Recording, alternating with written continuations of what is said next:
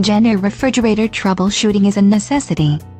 Learning how to fix the many issues the unit has will save you hundreds or thousands of dollars in repair costs.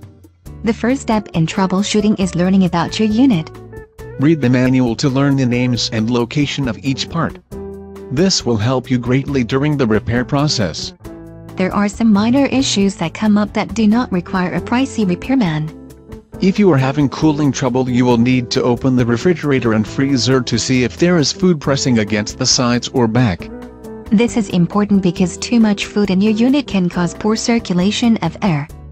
It can also prevent air from flowing properly.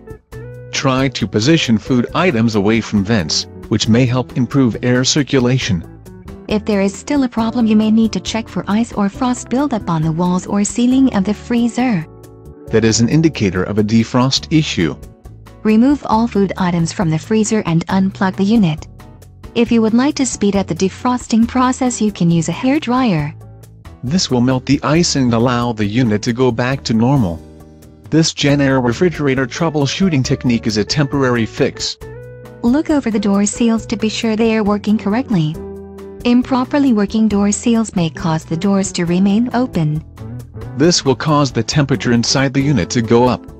The appliance has to work twice as hard to keep everything cool, which will result in frozen food in the refrigerator section. This can be prevented by making sure there are no food items pressing against the doors of the unit. Also be sure the door seals are properly aligned. Other Jenn Air refrigerator troubleshooting issues may require you to check the power outlet where the unit is plugged in. There may be an issue with the outlet and not the actual unit. Test it by plugging a lamp or other electrical item into the socket to see if it works.